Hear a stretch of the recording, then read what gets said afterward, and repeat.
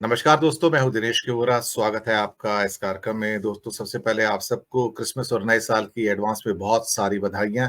और हम कामना करेंगे कि आपका आने वाला वर्ष मंगलमय हो, आपका स्वास्थ्य अच्छा हो और आपको जीवन में आगे बढ़ने के बहुत सारे अवसर मिलें। इन्हीं कामनाओं के साथ आगे चलते हैं और बात करेंगे भाजपा के जीत के रहस्य की कि भारतीय जनता पार्टी की जीत का रहस्य है क्या, उसकी चाबी कहां पर है, ताला कहां पर है, हो क्या रहा है, कि क्या गरीबी से भारतीय जनता पार्टी की सत्ता निकल रही है। विषय तो यही है। इससे पहले मैं अपने मेहमानों का परिचय करवा देता हूं। आज हमारे साथ हैं पुणे से अनिल सिन्हा जी, स्वागत है आपका। हमारे साथ हैं शिमला से आज प्रदीप चौहान जी, खबर हाट के चीफ एडिटर, स्वागत है आपका। और नागपुर से विवेक देशपांडे जी, आपका बहुत बहुत स्वागत है। बात करेंगे आज भाजपा की जीत के रहस्य की। हालांकि ट्रेंड सबको पता है, लेकिन दो चीजें यहां पर प्रमुखता से निकल कर आती हैं। पहला, हम ये कहेंगे कि भारतीय जनता पार्टी की जीत के अधिकतर नंबर जो है बीमारू राज्यों से निकलते हैं। बीमारू राज्य सबको मालूम है, चार राज्य हैं: यूपी, बिहार, मध्य प्रदेश, राजस्थान। नीति आयोग में भी और योजना आयोग में भी इन चार राज्यों को बीमारू राज्य कहा जाता था, हिंदी पट्टी के राज्य हैं।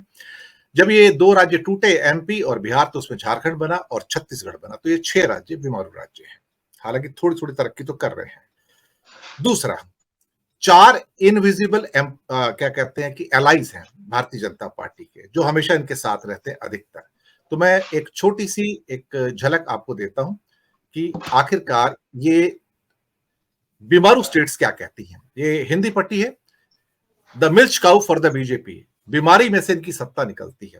टोटल 199 सीटें हैं यहाँ पर इनके पास, जिसमें से 176 सीटें इस समय बीजेपी के पास हैं, which is almost two the tune of 90%। Bharatiya Janata party का उद्देश्य यह है कि वो इनको गरीब रखे। यानी कि सरकार ने ये कहा है, मोदी जी ने कहा कि मैं 5 किलो अनाज फ्री अगले 5 साल तक दूंगा। इसका मतलब ये गरीब गरीब ही रहने चाहिए और मुझे उम्मीद है कि ये गरीबी की रेखा से बाहर नहीं आएंगे और मैं इनको 5 किलो अनाज देता रहूंगा। तो इनको एस्पिरेशनल क्लास में मत आने दो। 199 सीटें, इनमें से 176 ऑलरेडी इनके पास है। ये इसको बढ़ाना चाहते हैं। यूपी में 80 में से 64, एमपी में 29 में 28, छत्तीसगढ़ 11 में से 9, राजस्थान 25 में 25, बिहार 40 में 39, झारखंड 14 में से 11, total 176। And they want to maintain it and increase it. ये इनका मिल चुका हुआ है बीजेपी का।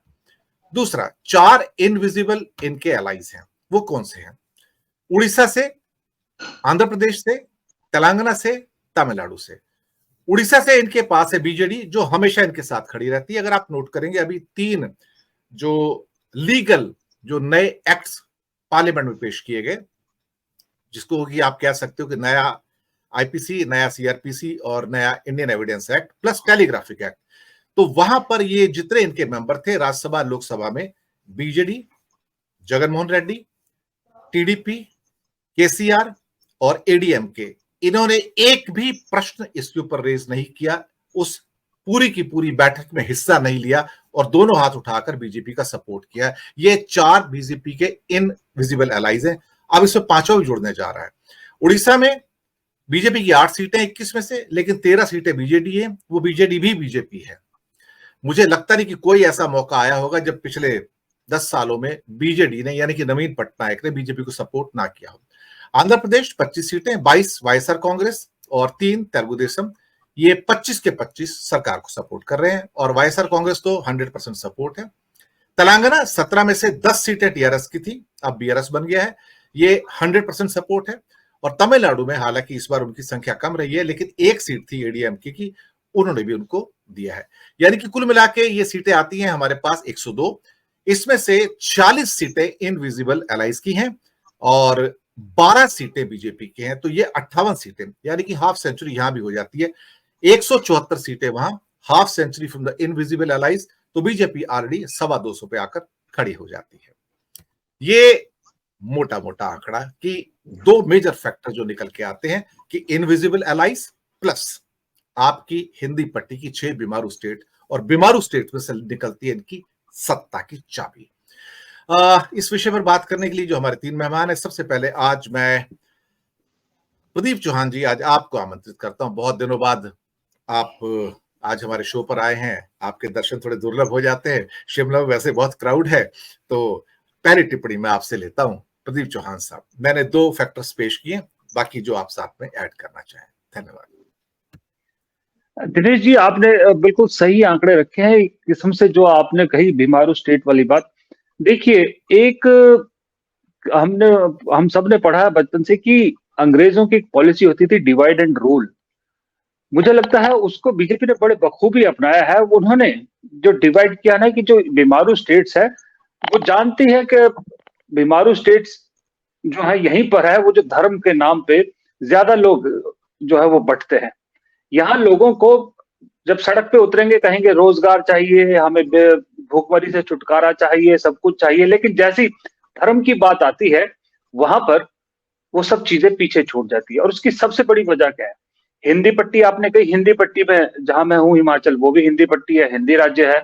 उत्तराखंड भी हिंदी राज्य है, दिल्ली भी हिंदी राज्य है, हरियाणा भी सबका हिंदी राज्य ही है, आप मान के चलिए। लेकिन वहां ये इफेक्ट नहीं है। इन्हीं राज्यों में क्यों है? उसकी सबसे बड़ी वजह है साक्षरता दर। अब ये जो राज्य जो इस ट्रैप में नहीं आते, वहां पर पढ़े लिखे लोग हैं, पढ़ी लिखी स्टेट्स है। जिस तरह के दक्षिण भारत में जो इम्पैक्ट है, दक्षिण भारत और उत्तर भारत के इन राज्यों में यही एक सिमिलरिटी है कि दोनों तरफ पढ़े लिखे लोग हैं। जो कम पढ़ी लिखी स्टेट्स हैं, वहीं पर इस वक्त राम का नाम चलता है, हिंदुत्व का कार्ड चलता है। तो ये चीज बीजेपी को 10 सालों में बहुत बखूबी समझ गई है कि इन इन राज्यों को आराम से हम लोग हिंदुत्व के नाम पे अपने साथ बांट सकते हैं। आपने अभी देखा, राजस्थान, मध्य प्रदेश, छत्तीसगढ़ में अगर ये इम्पैक्ट हो सकता है, जहां पर 18 साल में एंटी इनकम में से 18 साल की इतनी थी, उसके बावजूद इतना अच्छा परफॉर्म कर गई बीजेपी, तो उसकी वजह सिर्फ और सिर्फ ये है कि एक मोदी का चेहरा और एक हिंदुत्व का। अब ऐसे में जब दक्षिण से कुछ नेता ऐसी स्टेटमेंट देते हैं, तो उस स्टेटमेंट का अगर आप प्रैक्टिकली देखो, ध्यान से देखो, तो सही भी लगती है बात, लेकिन आप उसको अगर लॉजिकली देखो तो लगता है कि नहीं, ये बात गलत है। अब जैसे कल जो स्टेटमेंट है वो बिहार और यूपी को लेके, अब बीजेपी ने उसका नैरेटिव बना दिया कि हिंदू जो हिंदी बोलने वाले लोग हैं उनकी बेइज्जती है। मेरा सवाल ये था, मैंने आज ट्विटर पे भी लिखा था, कि ये किस तरह से हिंदी बोलने वाले की हो गए भाई? बिहार और यूपी क्या सिर्फ 2 स्टेट में हिंदी बोली जाती है? इतनी स्टेट में हिंदी बोली जाती है। हम हमें उन्होंने जिक्र सिर्फ 2 स्टेट का क्यों किया? इसको हिंदी भाषी राज्यों से क्यों जोड़ा जा रहा है? इसको आप अपने मतलब के हिसाब से कभी उपराष्ट्रपति को जो कह देते हैं कि वो संवैधानिक पद है उनका, उनकी बेइज्जती नहीं होनी चाहिए, लेकिन अपने फायदे के लिए उन्हें जाट भी बना देते हैं, आप उन्हें किसान भी बना देते हैं। उसी तरह से राष्ट्रपति को संवैधानिक पद पे बना देते हैं, लेकिन अपने फायदे के लिए उन्हें पहली आदिवासी महिला बता देते हैं फिर।